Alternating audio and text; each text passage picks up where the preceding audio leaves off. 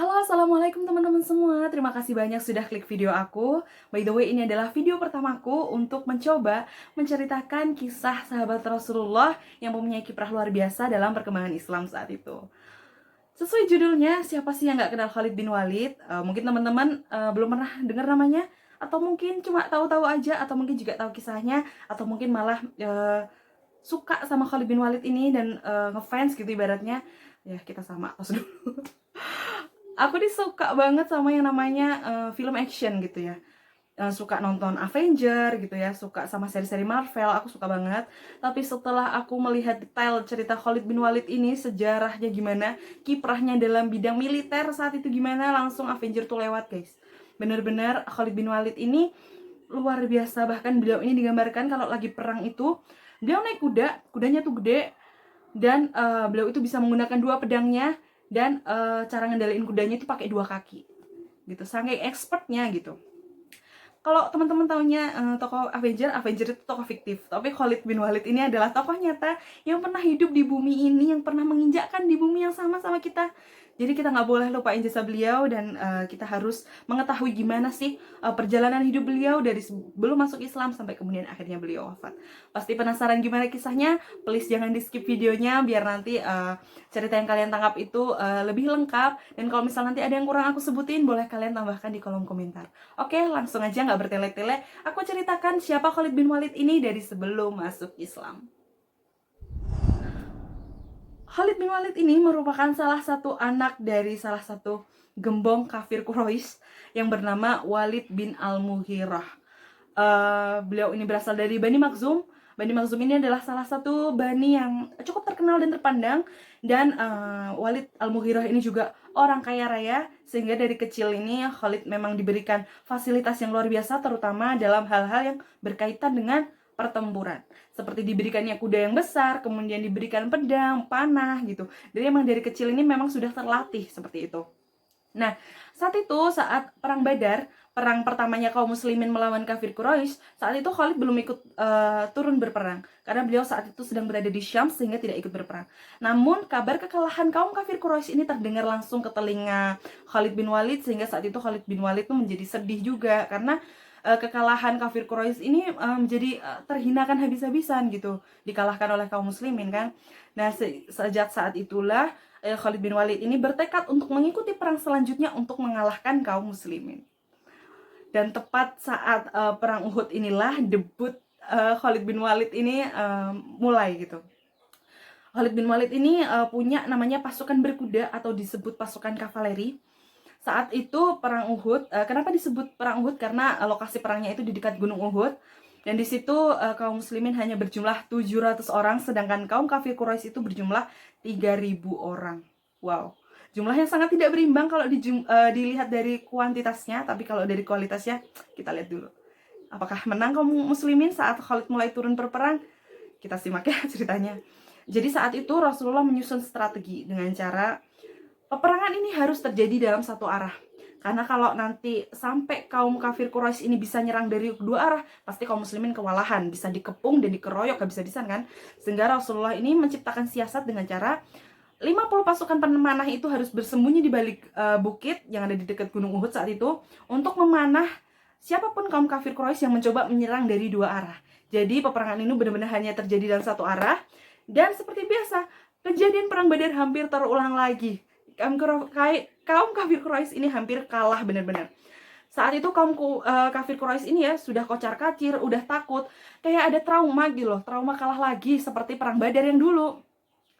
Nah, sedangkan ada Khalid ini bersama pasukan kavalerinya itu dia nggak gentar. Walaupun kaum kafir Quraisy udah kocar-kacir, mereka tetap di situ ngawasin yang ada di medan perang, tetap ngawasin, nyari celah kaum muslimin. Nah, saat itu setelah semua kafir Quraisy ini minggir gitu ya, mundur, saat itu pasukan pemanah yang ada di bukit mulai turun untuk apa? Mengambil harta rampasan perang. Padahal saat itu Rasulullah berpesan jangan meninggalkan pos kalian sebelum ada perintah dariku. Tapi saat itu kaum muslimin mengabaikan perintah Rasulullah sehingga mereka turun untuk ngambilin harta rampasan perang. Ketebak, saat itu Khalid langsung membaca situasi ini, kemudian Khalid mengerahkan pasukan kavalerinya untuk menyerang dari sisi kanan. Jadi tadi perangnya di sisi kiri bukit, Khalid ini menyerang dari sisi kanan, menyerang pasukan pemanah yang masih cuma berjumlah 10 orang, ditumpahkan sama dia. Kemudian habis itu turun menghajar kaum muslimin yang sedang sibuk ngurusin harta rampasan perang. Saat itu kaum Quraisy yang tadinya sudah mundur balik lagi maju karena apa? Ngelihat oh kayaknya menang nih kayak gitu kan. Akhirnya saat itu kaum muslimin mengalami kekalahan akibat tadi pasukan pemanah yang mengabaikan perintah Rasulullah. Akhirnya saat itu jadi luka mendalam juga bagi kaum muslimin karena saat itu paman Rasulullah Hamzah juga wafat dalam medan peperangan. Jadi benar-benar menjadi pelajaran yang baik gitu ya bagi kaum muslimin untuk tetap satu komando kalau dalam peperangan gitu, nggak boleh sotoy. Nah akhirnya setelah peperangan Uhud ini, Khalid ini juga dipuji-puji nih sama orang-orang Quraisy. Gila Lid, kamu keren banget. Coba kalau nggak ada kamu kalah, kita kayak perang Badar dulu. Wah, kita kalau kayak gini naik daun lagi nih. Kita bisa sombong lagi. Kita emang nggak boleh nih dicaci-caci kayak gini, nggak boleh direndahkan, kata mereka kayak gitu kan. Dan itu Khalid lega juga, akhirnya menang juga gitu. Jadi nggak terhina-hina banget, kata dia gitu. Nah setelah itu, setelah terjadi perang Uhud, kemudian terjadi perjanjian Hudaybiyah. Perjanjian Hudaybiyah ini terjadi saat Rasulullah ini hendak umroh ke Mekah namun dihalangi oleh petinggi kaum Quraisy, kemudian mengadakan perjanjian Hudaybiyah dengan cara yang isinya Rasulullah tidak boleh melakukan umroh tahun itu, bolehnya melakukan tahun depan, dan itu hanya boleh 3 hari saja. Dan perjanjian itu disepakati oleh Rasulullah, dan detik-detik inilah Khalid bin Walid ini mulai tertarik dengan ajaran agama Islam. Gimana ceritanya? Aku ceritain bagaimana kisah Khalid masuk Islam. Oke, sebelum Khalid masuk Islam, sebenarnya ada adiknya nih, Walid bin Walid yang lebih dulu masuk Islam. Saat itu Walid menyerahkan dirinya kepada Rasulullah untuk bersyahadat, dan saat itu Rasulullah bertanya, Khalid di mana? Khalid ini adalah salah satu orang yang cerdas. Dia tidak mungkin nggak tahu soal Islam. Dia pasti tahu karena kecerdasannya ini memang di atas rata-rata. Dan beliau ini juga pintar berperang. Pasti kalau kecerdasannya dan pintarnya perangnya ini digunakan untuk pihak yang lebih baik atau kaum muslimin, tentu itu akan lebih baik darinya. Karena kecerdasannya memang luar biasa. Jadi Rasulullah pun approve gitu loh sama kemampuannya Khalid bin Walid ini. Nah saat itu Walid ini kemudian menuliskan surat untuk kakaknya ini. Isi suratnya kurang lebih adalah, Mas, kamu di mana? Kamu tuh dicariin Rasulullah loh. Kamu dibilang kamu tuh pintar. Aku juga sampai heran sih, kenapa kecerdasanmu itu nutup pikiranmu tentang Islam gitu, kata dia. Dan Walid ini juga menceritakan bagaimana Rasulullah ini memuji-muji Khalid bin Walid. Nah saat itulah Khalid ini mulai terenyuh gitu loh. Padahal Khalid lah yang mengalahkan pasukannya Rasulullah. Tapi kenapa Rasulullah ini malah muji-muji dia gitu. Jadi dia tuh tersanjung gitu kan. Nah saat itu setelah terjadi perjanjian Hudaybiyah ini, Khalid ini kemudian lama-lama menjadi mantap masuk Islam ya, apalagi adiknya juga udah masuk Islam. Kemudian akhirnya dia bersama istrinya masuk Islam. Nah sebelum masuk Islam ini Khalid ini kan mau menuju ke Madinah nih. Mau menuju ke Madinah nih, dia cari teman dulu. Dia cari teman siapa ya, teman-teman yang kira-kira tuh punya pemikiran kayak aku. Pasti pemuda-pemuda kaum Quraisy yang pintar-pintar nih pasti punya pemikiran kayak aku, kata dia. Lalu dia menemukan sahabatnya Utsman dan Amr bin As saat itu untuk menuju ke Madinah, nemenin dia untuk bersyahadat. Saat itu mereka juga mau karena berpikiran yang sama dengan Khalid bin Walid ini. Dan Amr bin As ini juga salah satu diplomatnya Rasulullah nanti. Jadi punya peran juga dalam hal diplomasi. Nah saat itu setelah masuk Islam, Khalid menyerahkan diri seutuhnya untuk mengimani Rasulullah dan Allah Subhanahu Wa Taala. Dan saat itu Rasulullah ini juga tetap berdakwah gitu ya ke negara-negara tetangga. Dan salah satunya saat itu kejadiannya, lalu saat itu Rasulullah ini menugaskan Harith bin Umair untuk datang ke Gubernur Bashrah untuk mengajarkan agama Islam gitu. Intinya kayak mengumumkan gitu, ada nih agama Islam gitu. Namun saat itu diplomatnya Rasulullah ini dibunuh secara kejam oleh Gubernur Bashrah saat itu. Dan itu adalah memancing kemarahan kaum muslimin. Kemudian saat itu akhirnya memutuskan untuk berperang, karena saat itu kalau yang namanya diplomat negara gitu kok dibunuh, artinya peperangan itu akan terjadi. Dan saat itu Rasulullah menyiapkan berapa? 3.000 pasukan. Lumayan banyak ya sebenarnya, enggak juga sih. 3.000 pasukan saat itu. Dan Gubernur Basrah ini sebenarnya dia nggak punya panglima yang gimana-gimana banget. Cuman dia ini pede untuk menghadapi kaum muslimin karena apa? Dia ini wilayahnya beliau ini adalah salah satu negara yang di bawah kekuasaan kekaisaran Romawi Bizantium. Saat itu Romawi Bizantium ini adalah salah satu kekaisaran yang sangat agung, militernya lengkap, pasukannya banyak gitu loh. Negara-negara di bawahnya itu juga banyak yang takluk sama dia gitu. Jadinya ya pede aja Gubernur Bashrah ini ya kan. Nah saat itu Rasulullah menunjuk tiga panglima untuk memimpin kaum muslimin. Yang pertama ada Zaid bin Harithah, yang kedua ada Ja'far bin Abu Thalib, yang ketiga adalah Abdullah bin Rawahah. Ini adalah 3 panglima yang nanti akan memimpin kaum muslimin. Namun saat perang Mu'tah itu terjadi, 3 panglima ini harus mati syahid karena ada yang ditebas pedang, ada yang dipanah, ada yang dikeroyok habis-habisan. Jadi saat itu kaum muslimin berunding, aduh Rasulullah nggak nitipkan pesan nih, siapa yang keempat yang akan membimbing kita? Jadi kita sendiri yang harus berdiskusi. Akhirnya jatuhlah nama Khalid bin Walid untuk menggantikan Abdullah bin Rawahah di medan perang saat itu. Nah disinilah peran Khalid sangat luar biasa. Khalid ini kalau perang dia tuh pakai 2 pedang, naik kuda, sangat lihai sekali memainkan pedang, sangat lihai pula mengendarai kuda. Saat itu diceritakan Khalid bin Walid ini menghabiskan 9 pedang dalam satu peperangan. Jadi kalau pedangnya patah, ganti lagi, pedangnya patah, ganti lagi gitu. Sangat luar biasa, nggak kenal lelah sama sekali, total banget kalau yang namanya udah perang. Nah saat itu kaum Romawi ini walaupun jumlahnya, aku belum cerita, jumlah dari pasukan Gubernur Bashrah digabung sama Kekaisaran Roma Bizantium ini ada berapa? 200.000, luar biasa kan? 200.000 lawan tadi 3.000. Jadi ini harus punya siasat yang sangat-sangat matang. Walaupun jumlah Kaisar Romawi itu banyak, tapi saat itu yang terbunuh juga ribuan, sedangkan kaum muslimin hanya sedikit saja yang terbunuh. Saat itu panglima dari Romawi ini juga terheran-heran, ngelapor nih sama kepalanya gitu kan. Aku belum pernah menemukan pasukan sedahsyat ini. Walaupun mereka jumlahnya jauh lebih sedikit, walaupun persenjataan mereka juga sangat sederhana, jauh dibandingkan kita, tapi aku melihat di wajah-wajah mereka itu tidak ada yang namanya takut mati, kata dia gitu. Total banget ngajar kita habis-habisan, seperti mereka cari mati aja di situ gitu. Jadinya benar-benar mereka sendiri juga kayak kebakar semangatnya kaum muslimin tuh loh, jadi kayak jiper sendiri ibaratnya. Nah saat itu pemimpinnya juga heran, masa kayak gitu, serius kayak gitulah di medan perang, makanya kita kewalahan ngadepinnya gitu. Padahal ini pasukan dari mana sih, cuma Arab doang, kata dia gitu. Karena saat itu memang negara Arab ini nggak terkenal dengan militernya gitu loh. Nah saat itu lama-lama Khalid berpikir juga, ini kalau kaum Romawi pasukannya baru terus, sengger terus, kaum muslimin lama-lama kalau pasukannya itu terus lama-lama chaos juga kan. Akhirnya Khalid ini membuat siasat baru dengan cara menukar posisi pasukan. Hanya nuker aja, nggak minta bala bantuan sama Rasulullah. Jadi ya pasukan sayap kanan dipindah ke sayap kiri pindah di kanan, yang depan pindah belakang, yang belakang maju ke depan. Jadi saat perang hari keberapa aku lupa, akhirnya kaum Romawi ini terkaget-kaget tuh. Kok kayaknya orangnya baru nih yang nyerang gitu kan. Kayaknya baru nih orangnya. Kayaknya dapat bala bantuan nih, matilah kita, kata dia gitu. Akhirnya mereka juga jadi ketakutan. Orang kaum muslimin gak dapat bala bantuan aja udah segitu dahsyatnya, apalagi dapat bala bantuan. Takutnya kita kalah, malah malu-maluin, kita mundur aja. Nah saat itu kaum Romawi ini mundur. Nah saat itu kaum muslimin mau mengejar sampai mentok, tapi dihadang oleh Khalid. Khalid memerintahkan untuk sudah jangan dikejar sampai mentok, kita pulang, kata dia gitu. Kenapa pulang? Karena Khalid punya pertimbangan sendiri.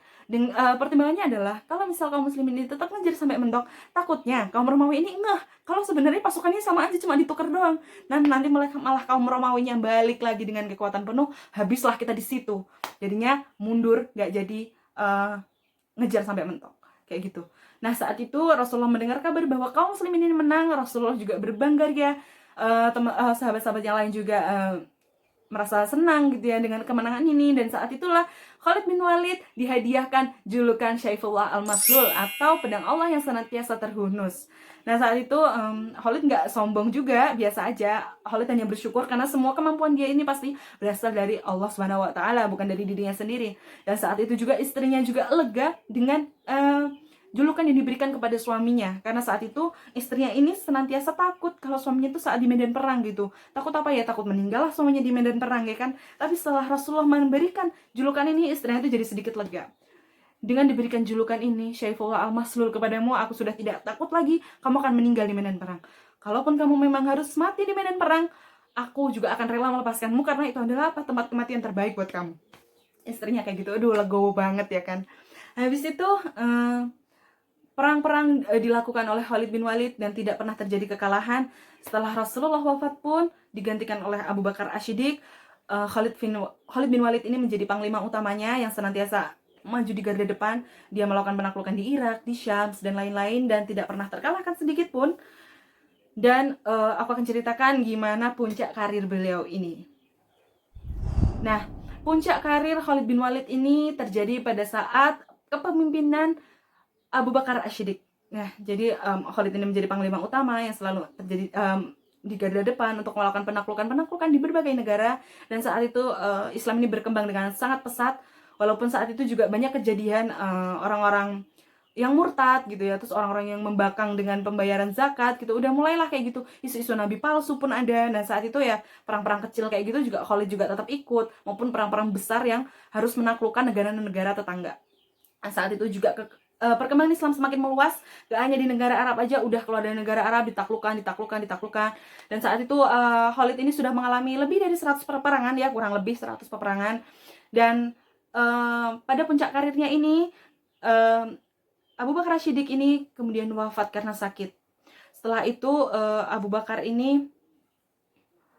Setelah Abu Bakar As-Siddiq ini wafat, kemudian digantikan oleh khalifah yang kedua, Umar bin Khattab. Dan saat itu Khalid ini masih berada di puncak karir. Dan saat di puncak karirnya ini benar-benar dia ini diidolakan banyak orang, diagung-agungkan, di fans banyak orang, dari anak-anak, ibu-ibu, nenek-nenek, pak de semuanya yang fans sama Khalid bin Walid. Seolah-olah kemenangan ini semua gara-gara Khalid bin Walid. Nah saat itu Umar ini mulai khawatir, jangan-jangan lama-lama ini akidah kaum muslim ini melenceng nih. Karena saat itu kan juga banyak juga orang murtad. Nah, kemarin ini kan khawatir kalau misal, kalau diagung-agungkan berlebihan gini kan bahaya juga untuk akidah ya. Takutnya jadi nggak murni lagi gitu loh. Padahal kan sebenarnya kemenangan-kemenangan dalam medan perang juga berasal dari Allah Subhanahu wa taala, bukan dari Khalid aja. Nah, setelah itu Umar nih bicara baik-baik sama Khalid. Wahai Khalid, kayaknya dengan situasi yang kamu terlalu dielu-elukan, sepertinya kamu harus turun dari jabatanmu, digantikan dengan yang lain saat itu begitu. Khalid biasa aja, dia patuh lah dengan Amirul Mukminin saat itu, yaitu Umar bin Khattab, yang notabene adalah sepupunya sendiri. Ya nurut aja, oke nggak apa-apa. Karena apa? Khalid juga ikhlas untuk melakukan penaklukan seperti itu, bukan untuk apa ya, bangga diri gitu, tapi emang untuk berjuang gitu. Jadi dia nggak masalah untuk diganti, itu sama sekali nggak gengsi. Nah saat itu Khalid bin Walid sudah tidak mulai ikut bertempur di medan perang. Beliau ini hanya bisa menjadi penasihat aja kayak gitu. Intinya udah nggak perang pakai pedang lagi. Nah setelah itu di pemerintahan Umar inilah kemudian Khalid juga semakin menua. Dan saat itu kisahnya sih beliau ini kena wabah. Mungkin kalau sekarang ya kena virus-virus pandemi gitu ya kan. Nah Khalid ini sakit di rumahnya, di ranjangnya. Dan di akhir-akhir hayat beliau ini, beliau selalu menangis di atas ranjangnya. Karena abang beliau ini merasa malu. Jadi tiap dijenguk sahabatnya beliau tuh nangis, malu. Kenapa malu? Karena saat itu Khalid bilang begini, aku tuh seluruh hidupku aku tuh ada di medan perang, ada kurang lebih 100 peperangan yang aku ikuti, tapi kenapa nggak ada satu perang pun yang membuat aku ini mati syahid gitu. Aku malah sakit-sakitan di kasur, aku malah mungkin meninggal dalam keadaan seperti ini, seperti orang lemah, seperti orang yang penakut, katanya gitu. Lalu sahabatnya ini juga menghibur Khalid dengan mengatakan, wahai Khalid, kamu ini punya julukan pedang Allah yang senantiasa terhunus. Tentu Allah juga tidak akan ridho kalau kamu ini meninggal terhunus pedang musuh. Sahabat-sahabatnya menghibur seperti itu. Inilah kehendak Allah Khalid, inilah yang terbaik untukmu, kata sahabat-sahabatnya seperti itu. Jadi saat itu Khalid ya mulai legowo lah, dan akhirnya Khalid bin Walid meninggal akibat sakit di rumahnya. Saat itu Umar bin Khattab sendirilah yang mengimami sholat jenazah Khalid bin Walid ini. Begitulah akhir kisah hidup Khalid. Aduh, mati syahid ini adalah doa yang selalu Khalid ucapkan berkali-kali, tapi tidak dikabulkan oleh Allah Subhanahu wa taala. Ya, tentunya Allah tidak akan ridho kalau sang pedangnya ini meninggal di medan perang karena terhunus pedang gitu kan. Jadi inilah kisahnya Khalid bin Walid. Semoga teman-teman bisa mengambil pelajaran dari sosok Khalid bin Walid ini. Sosoknya yang cerdas, pantang menyerah, ketelitiannya dalam mengatur strategi perang dan lain sebagainya. Kita patut mencontohkan dia karena digadang-gadang juga Khalid ini merupakan panglima terbaik sepanjang sejarah, sehingga kita nggak boleh lupa ini gimana kiprah Khalid saat itu, ya kan. Dan kalau misalnya teman-teman ada secuil kisah heroik atau kisah apapun dari Khalid bin Walid, boleh ditambahkan di kolom komentar. Boleh juga menambahkan kritik saran buat aku untuk perbaikan aku ke video-video selanjutnya. Kalau kalian juga punya usul siapa tokoh selanjutnya yang harus aku ceritakan, boleh juga komen di bawah. Kalau suka sama video aku, boleh di-share ke grup keluarga, ke teman, ke sahabat, supaya manfaat dari video ini nggak berhenti di kamu aja. Terima kasih, sekian dari video aku. Mohon maaf banget kalau masih banyak salahnya, karena ini adalah video pertamaku juga, jadi masih harus banyak belajar. Sekian dari aku. Wassalamualaikum warahmatullahi wabarakatuh.